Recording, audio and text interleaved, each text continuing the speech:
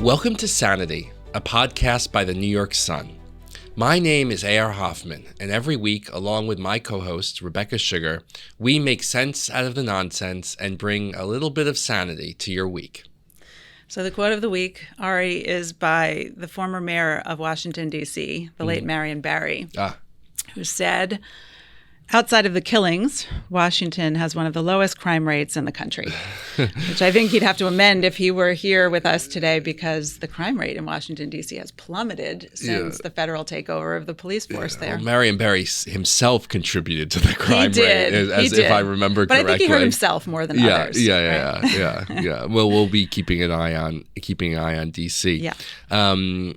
Busy week this week. No late summer vacation for the news. Kind of a whirlwind set of developments on the Russia-Ukraine front. It feels like just last week we were talking about the Alaska summit, and now there's been another White House summit since then. We'll break down some developments around voter registration. Trust us, it's interesting and could provide a preview for the next couple of elections. We're also going to talk about the turmoil at the Smithsonian. It's kind of that staple of tourist trips, or my 8th grade, school trip, and it's become. It's interesting. You say, what's kind of more boring than the Smithsonian? But in fact, it's become a hotbed of really interesting political controversy. And then we'll wrap up with our sunlight and sunburns and bring in some late breaking news that we just came over the wires here as we record. So, Rebecca, we've had these sort of impressive visuals around this Russia-Ukraine parlay. There was the visual of President Putin on the red carpet in Alaska with the mountains in the background with the B-2s overhead. And then we had this kind of a really astonishing White House powwow. I don't remember the last time there ever have been so many heads of state kind of gathered in the Oval Office. Not only Zelensky, but Macron and Starmer and Maloney and anyone else you could shake a stick at.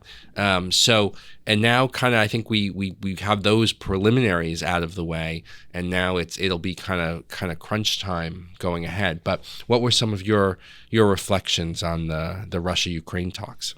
Yeah, the visuals were pretty spectacular, a real show of force.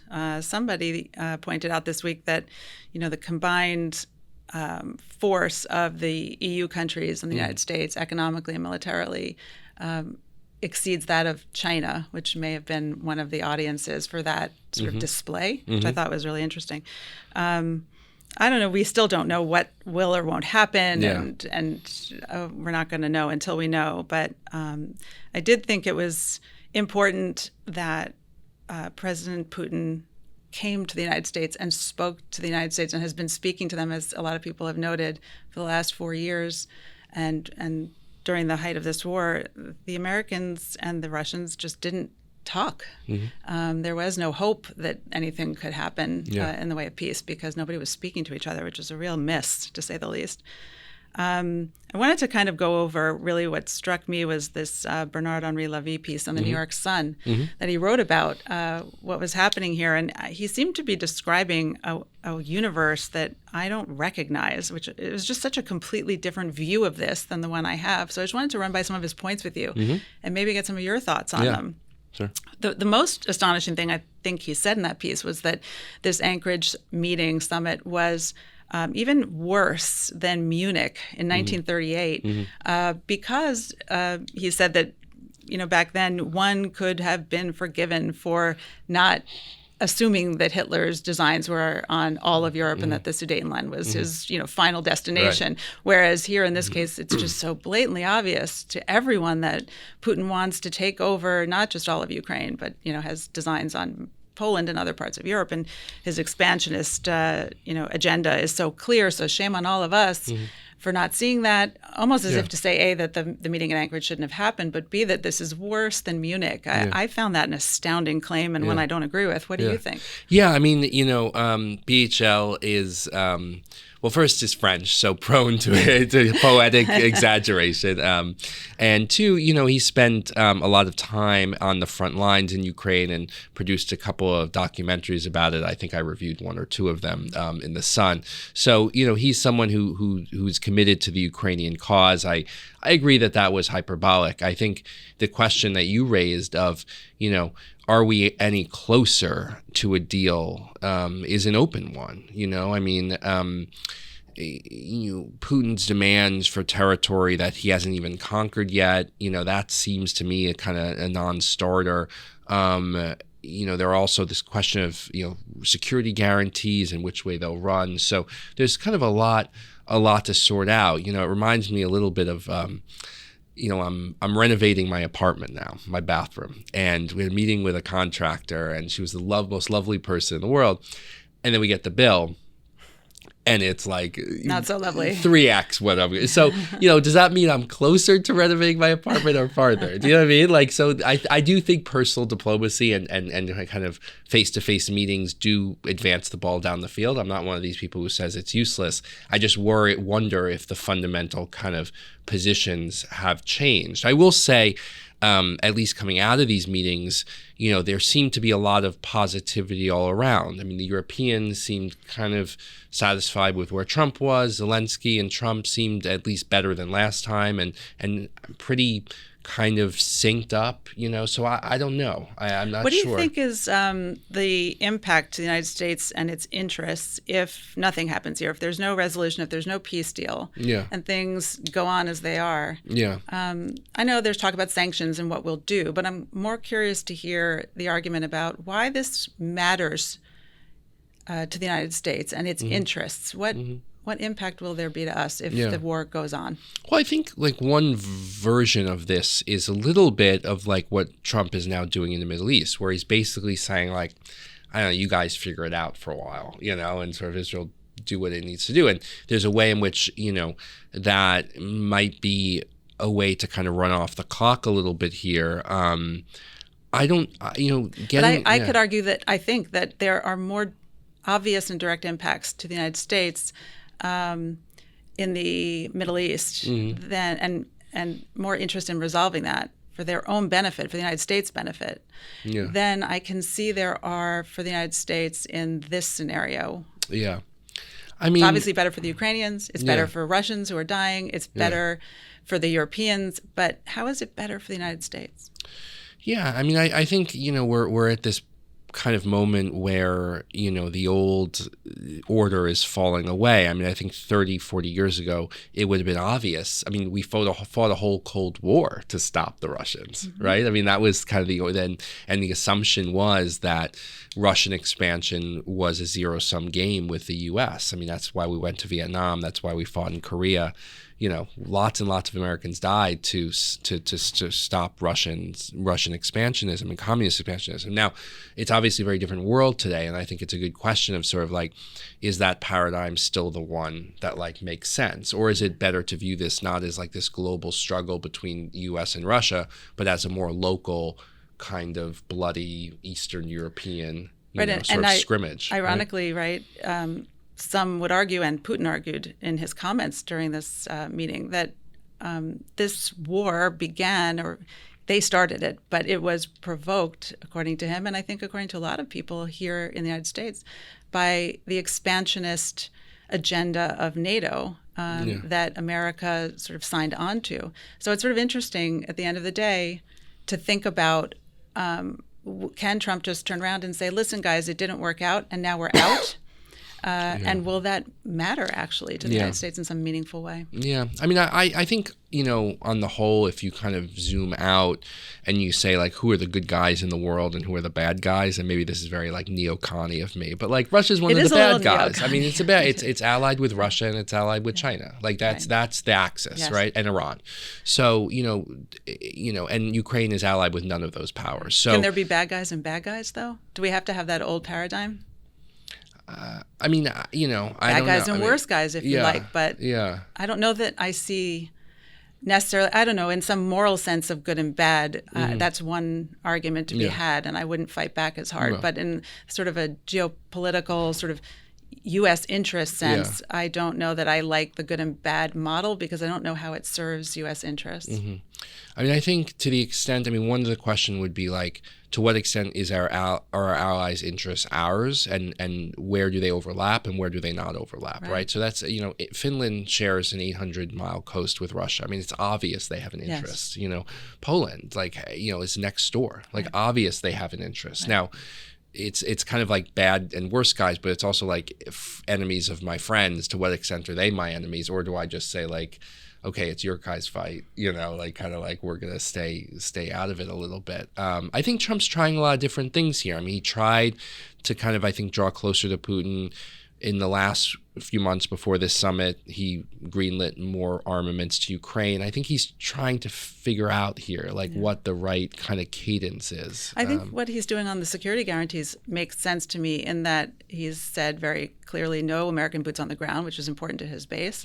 And I think it's just rational at this point. And I think he's saying, to the degree that we're going to sell arms to the Ukraine to protect them as a security guarantee, the Europeans are going to buy them. So it's not going to cost Americans any more money, which is another concern of the base. Yeah, I mean, I just think that, the question, even in just a political sense, remember, Biden never really recovered politically from the withdrawal from Afghanistan, I believe. I think it was a sign of it was one of those, disasters that's so devastating because it confirms what people already thought, that kind of thing. And I think Trump has to be a little careful here. I mean, a situation where there's some kind of deal and then in a year and Russia grabs the rest of Ukraine or grabs Kiev, there's a real possibility there that, Russia's rhetoric is expansionist, so it's not clear to me they're going to be satisfied. Just as, Obama looks terrible now for not basically doing nothing when they took Crimea. So Russia and America is like an interesting relationship. We're not really economically tied to them so much, right? But on the other hand, there are these ideological, historical kind of a lot of it just lives in our imagination. Right? You mentioned the Cold War. I mean, that's literally pretty much all that Americans know or think about when they think of Russia. Yeah. Although Lavrov wore a Soviet Union sweatshirt to the, that was like a troll, I'd say. Good for him. That was fun. Okay, so we'll see what happens. I mean, there's talk now of a bilateral summit, trilateral summit. This is the kind of deal making people expected and sort of signed up Zelensky for. And Putin and just sitting in a room together. No. I mean, it's wild. But then again, remember, Arafat and Rabin shaking hands, on the White House lawn. That didn't work out too well. That didn't work out too well either. So we'll see. Okay, so. Rebecca is our pollster, our poll person, and spotted some interesting trends. Just to note for a second, there's lots of action now. I mean, time in politics moves fast. It feels like we just had an election, but already between gerrymandering, which we talked about last week, and now some new data about registration, the 2026 and 2028 landscape is already kind of coming into focus. It's not good news for the Democratic Party, which there was a big story in the Times that revealed that between 2020 and 2024, so in just a very short period of time, Democrats' new registered voters went down by 2.1 million across 30 states where you can declare your party. There are states where you can't.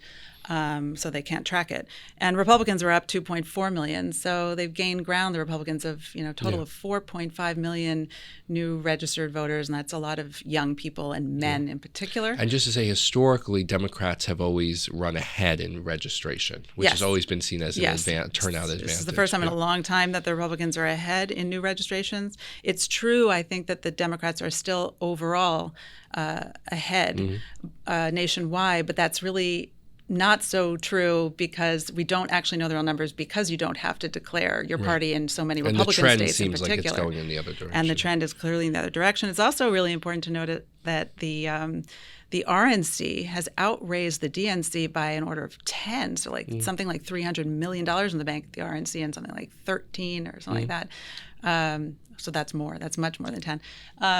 So they're outgunned financially too, the DNC. So it's a complete collapse. And the real pollsters on the Democratic side will tell you that they've seen these numbers for some time, but they've just been ignoring them. And their candidates and their party leaders have been just repeating the same failed, talking points and ideas, and as they sink lower and lower. So I think this is just a clear example of how the Democrats have sort of adhered to politics over policy. They just can't admit or see that their policies are bad and don't work. And it's all about the politics, just trying to get that D on the board. But even as they do this, they are losing the D on the board in really tremendous numbers. Yeah, no, it's a great summary, Rebecca. I mean, I think what's especially striking is the decline in registration among young men on the Democratic side, and I think there you're seeing a real attrition, and the possibility of a real Gen Z kind of shift, right? That we'll only know in the years to come. I think that's absolutely true. I mean, you just look at the choices at the top of the ticket have been disastrous. I mean, from Biden, choosing to run and then dropping out, the kind of misbegotten. I mean, at the time, I thought Tim Walz was a terrible candidate, and I'm not saying that's all the issues, but he was chosen specifically to appeal to men, and it was just is kind of like a goofball, like just a total goofball, right? So so to your point of there's this kind of misreading of the moment. It's almost the kind of thing where if you only play politics, you're not going to play politics well. You don't have a compelling voice. You need a voice that feels strong and real and charismatic, and around a set of policies, that people can kind of identify with. One thing to see is this rise, let's call it a rise of energy on the left in the Democratic Party. Someone like Mamdani, AOC, whoever else you want to say, is that a possible solution for the Democrats, or will it drive them further into the wilderness? I wanted to point out, one of the most insane things I saw all week in response to this on the left was a comment by Molly Jong-Fast on one of the shows who, she couldn't be more to the left, but her reaction was astonishing. She said, the people on the left who win, the Democrats who win, are the ones who fight. They're the more aggressive ones. And she noted AOC and Zoran Mamdani. Those are her big wins. And she is encouraging more of that, to which, Republicans would say, yes, please, give us more of those. Because even though they won in their specific areas, just having a D next to your name is not a Democratic win. It's actually quite the opposite. It's a huge loss for the Democratic Party to have Zoran Mamdani as our mayor in New York. He will probably be the mayor here, but he will lead to a further slide in voter registrations and party allegiance on the Democratic side. And people like Molly Jong-Fast cannot see it because all they care about are the politics, and they can't see the policies. Yeah. I think you're absolutely right to say that, and I think there was this, if you look almost sociologically, and we go back to 2020, and there's a new book out by Thomas Chatterton Williams called Summer of Our Discontent, where he talks about that summer of 2020 and the way in which the shifts, in that period around George Floyd, around BLM, other kind of cultural shifts, really have left their imprint, and really sort of in long-lasting ways have kind of set the Democrats on a certain course, empowered the return of Trump, all of those things, Maybe the good news in it, and we're going to talk about this in the next segment about the Smithsonian, is that it's forced the country, people on the right and the left, to sort of think about in ways they've never thought about, maybe, who we are as a country, who we want to be, what our identity is. It's a good conversation to have if you can have it with rational people. Yeah. I mean, I think the question of is Mamdani, can you extrapolate Mamdani? I mean, that will be a big question for the Democrats. And as you said, Republicans will be eager to do that. How ironic if Democrats are also eager to do that, wild. Okay, so and just to say, I mean, just on the mayor's race, the news came over this morning that another one of Eric Adams' aides was indicted for corruption for a second time. Yeah. I mean, I've said this for years that, Adams' original sin was surrounding himself with crooks, and incompetent people, and that's continued to kind of bite him. And I don't know, maybe this is a push for him out of the race. I was at a event with him last week. Seemed pretty defiant, but also, kind of repeating the same old lines, and he's at 7%. So I don't know what to make of that. I don't know. Mamdani's intern was caught on video screaming at ICE agents wearing the big hijab and acting like a lunatic. Yeah. So well, that's probably a qualification. Right. That's a bump. Yeah. Mamdani, I'm just saying. Great. Okay, so let's go to the Smithsonian. I looked up just a few facts about the Smithsonian. Mm-hmm. It's the world's largest museum complex.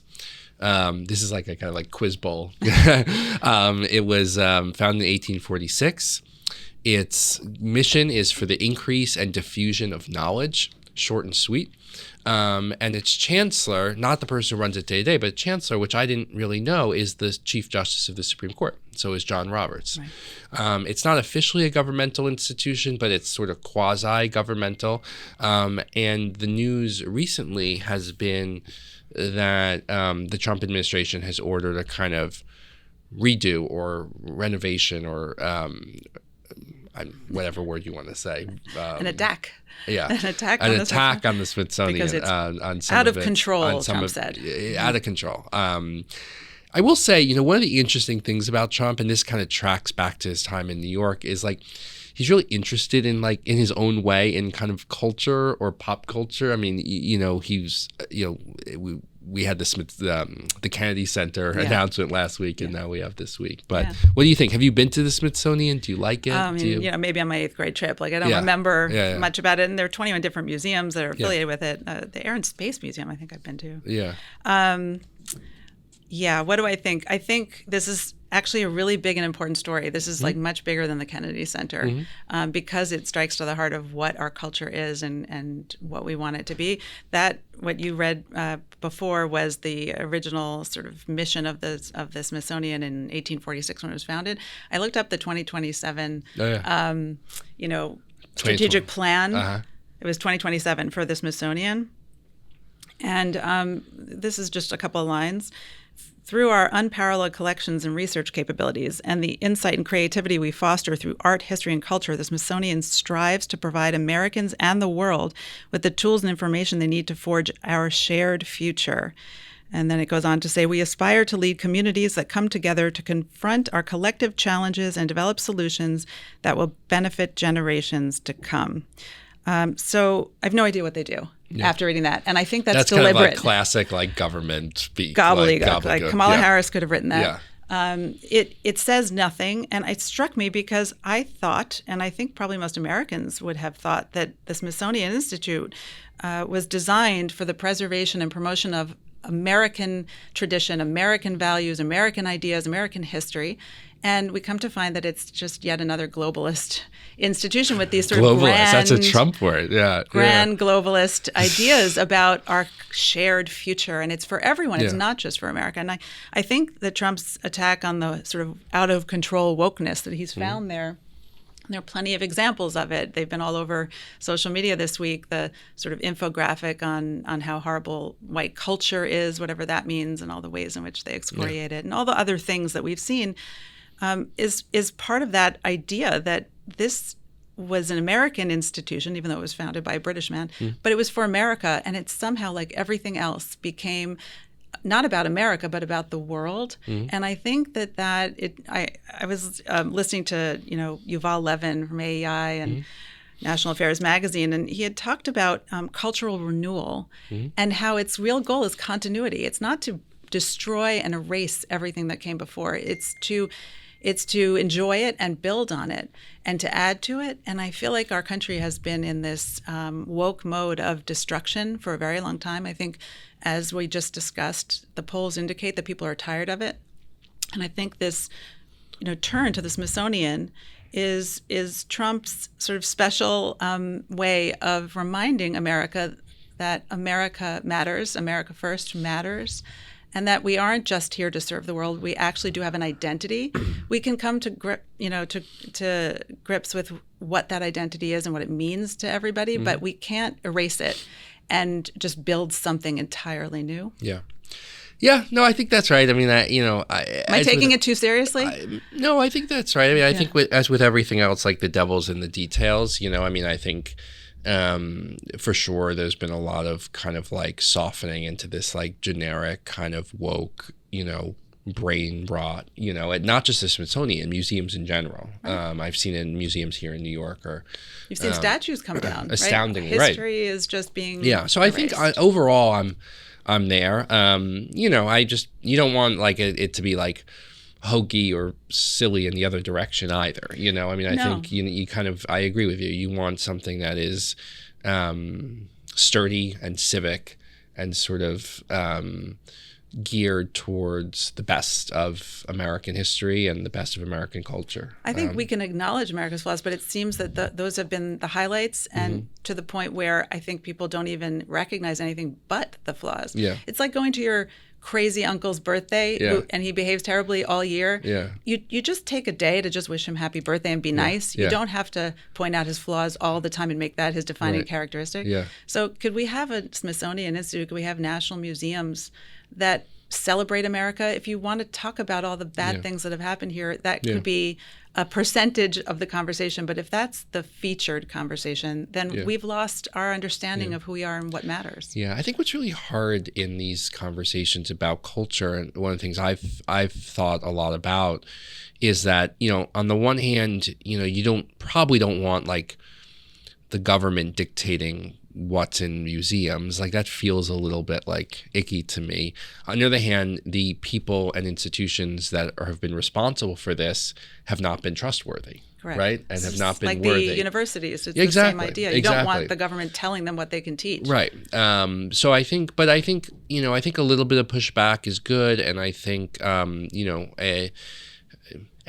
what, if it goes too far the other way, I think people will call it out too, and I agree. I mean, I think the Smithsonian is really a crown jewel. I mean, you go to D.C. and whether it's the National Portrait Gallery or National Gallery, I mean, all parts of the Smithsonian, places I love, places that have amazing art and world-class art, and you want it to be kind of worthy of that tradition. By the way, if you go on their website, which I did last night, it's not obvious in just first blush that this woke craziness has invaded every aspect of it. So it's I'm not sure the degree to which the woke thing is actually out of control or not, although it is very insidious, and once it's implanted and it does spread.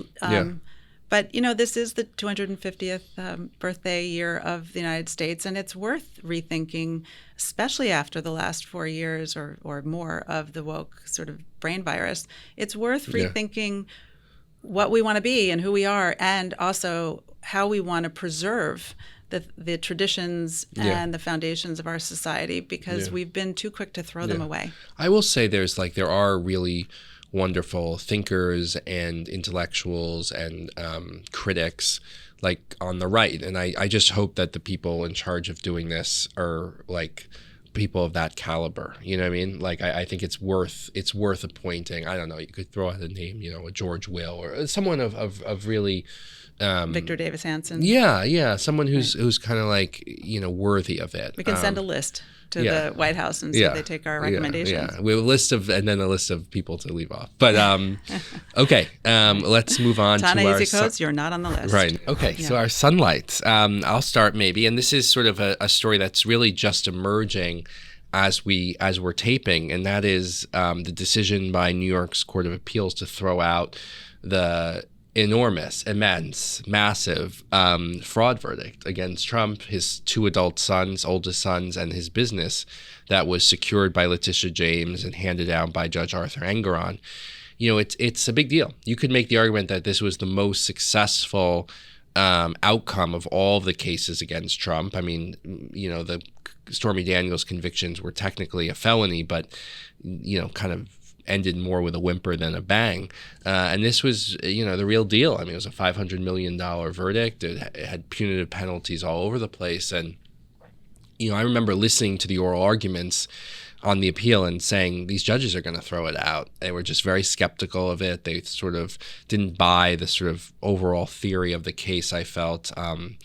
I've been covering this case for years. I remember doing some reporting about like how much is Mar-a-Lago actually worth, and so it's another kind of big win for the president. I mean, the details are still coming in, but what we see so far is that the judges made a decision sort of unusually on the Eighth Amendment. Now, the Eighth Amendment to the Constitution prohibits cruel and unusual punishment or excessive fines, things like that.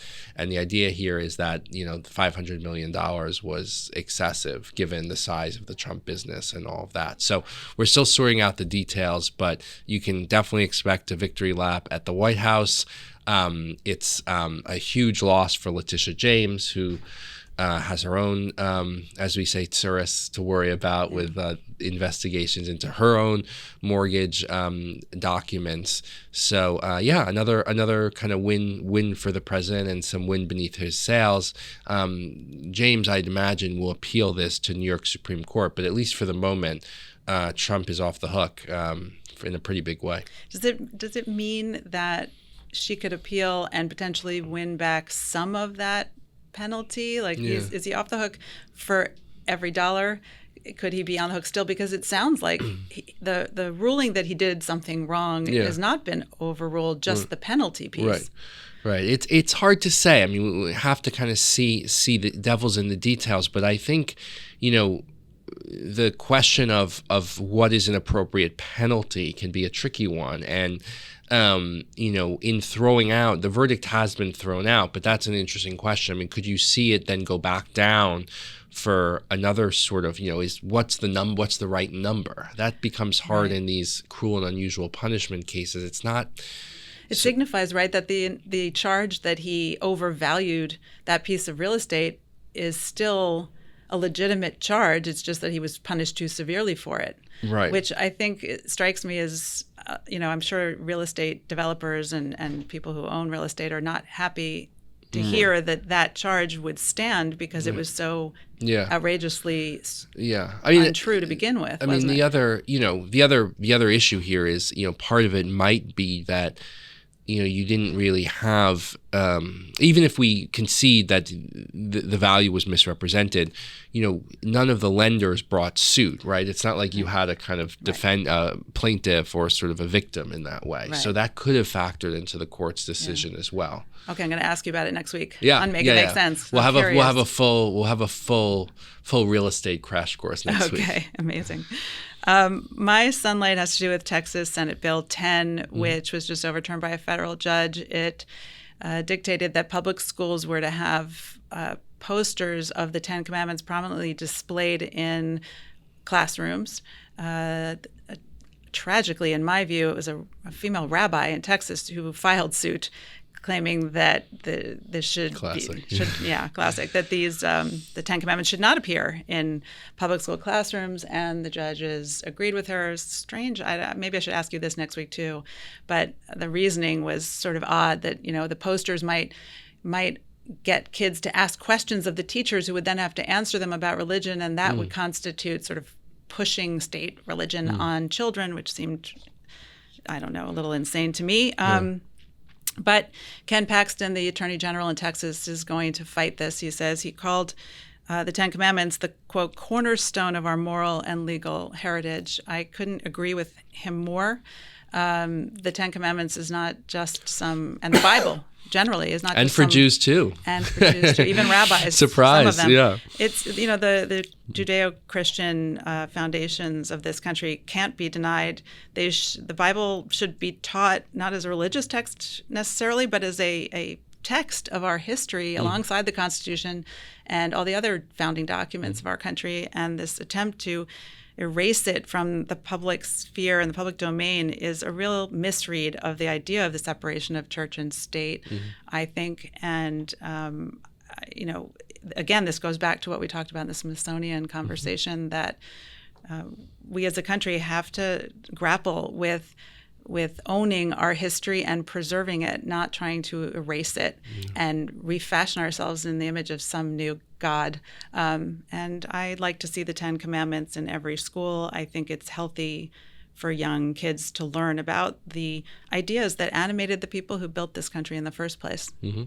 Yeah, that's a great catch, Rebecca. I mean, usually we've seen controversy where it's like an actual like statue of the Ten Commandments. These were just posters that weren't being taught. They were just going to sit in the room on the wall, the way you would the Declaration of Independence or any other document that informed who we are. Yeah. You could see that, right? Like a classroom display that had like the Declaration, the Ten Commandments, the Gettysburg Address, like that kind of sense of like, So mine is going to be, maybe it's a little bit of your sunburn. It's my sunburn. Maybe it's a little bit of an online controversy, but I think it's an important one on this cultural beat that we've been talking about today. And those are the tweets unearthed by Chris Rufo at the Manhattan Institute of Doreen St. Felix, who's a New Yorker staff writer, that were appalling, doesn't begin to do them justice. Farrakhan-esque, racist, anti-Semitic, really indications of a really warped worldview and prejudiced worldview and hateful worldview. Now, I get that they were from 10 years ago, that she was just in college. Nobody is more anti-cancellation than I am, but that, the New Yorker has still not issued a comment about them, that has still not come out and condemned them, is really, I won't say surprising, but it is shocking. I didn't follow this at all. What did she say? Yeah, basically it was saying that, white people invented syphilis, white people are cause of all the suffering in the world, she hates white people. This wasn't Joy Reid? No.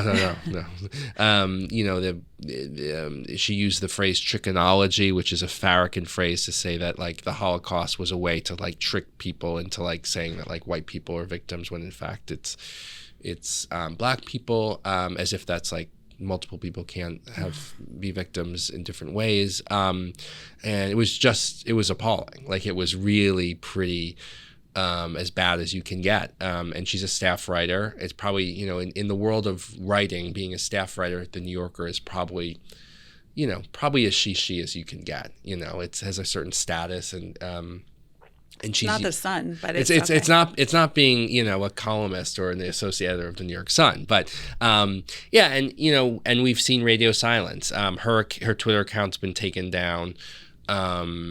But obviously the screenshots are all there. Did she take it down, or did Twitter take it down? She took it down. And it raises this question of like, okay, well, what do you do? And I'll just say that I know a lot of the staff writers at the New Yorker. I haven't seen one of them say this was wrong. Haven't seen one. The New Yorker, many of its leading luminaries are Jews. Its editor, David Remnick, is very Jewish. And we haven't seen a single statement, from the magazine. And so, what will be her fate? Will the New Yorker fire her?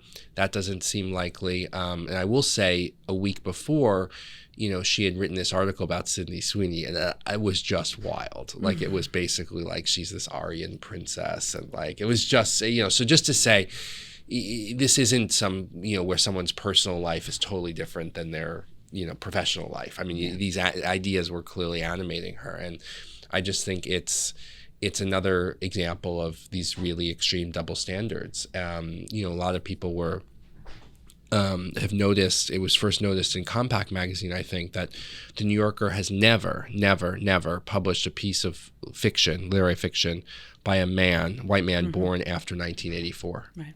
That's wild. Right. And so the evidence starts to accumulate, and it's what you were saying about the way in which this ideology in the last, 5, 6, 10 years has really permeated these institutions. Yes. The New Yorker's art critic was fired for trying to kiss someone at their Christmas party.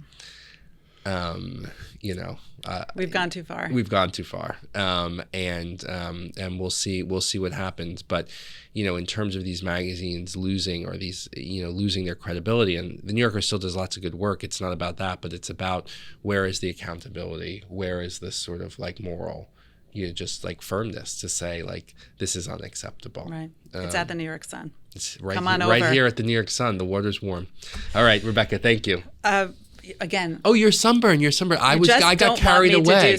I just got carried away. I thought your 10 Commandments was a sunburn. You were so passionate about them. It was, but maybe all of them or 8 of them. I'm even more passionate. This should be the 11th commandment. 11th commandment. Ignore the Anti-Defamation League. Okay, go ahead. Mine is about the ADL, Anti-Defamation League, which historically was an institution built to fight anti-Semitism. It's under the leadership of Jonathan Greenblatt become a partisan left-wing censorship machine, and it does very precious little, I think, to defend Jews against anti-Semitism. It might even be producing more of it. But they have something called the Hate Symbols Database. I actually looked at it a couple of years ago. I was going to write about it because I hate even anything that approximates the idea of hate speech, because I don't think there's anything called hate speech. It's a made-up category. But they love hate speech, the ADL, and they try to fight it anywhere they can, except they only like one kind. And their hate symbols database has about 300 entries in it. You'd be really hard-pressed to find mention of the word Islamism or Muslims or Islam at all. I think that somebody did a study and found only 8% talked about that, and really you can't find anything that smacks of the left. Even Antifa appears in their database only in the sense that they point out that there are anti-Antifa groups that are on the far right that are hate groups. So the entire thing is about white nationalism and the KKK and the far right, and that's the big scary monster in the room for the ADL. They just added a new entry to their database, and that's America First. Now that's a phrase that is associated with the far right. It's called extremist and racist and anti-Semitic and all the things that you're not supposed to be. And,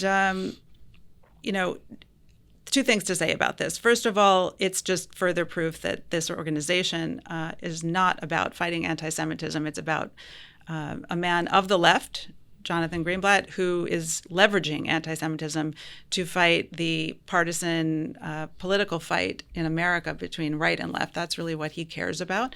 And the fight against anti-Semitism should not be used for that purpose, because anti-Semitism, of course, appears on both sides of the aisle.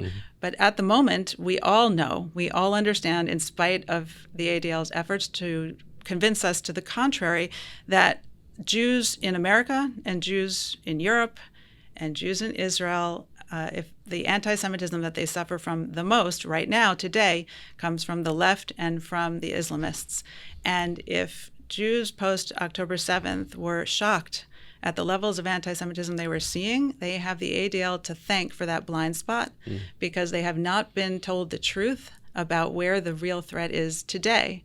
They are living, the ADL, in, I don't know what decade, but they are doing a great disservice to the Jewish community and to everyone. And they are using two things that I hate the most: censorship and language manipulation, to drive their agenda forward. And we should all be aware and put them in the same basket as like the Southern Poverty Law Center and other institutions that were built for one thing but are doing something quite different today. Yeah.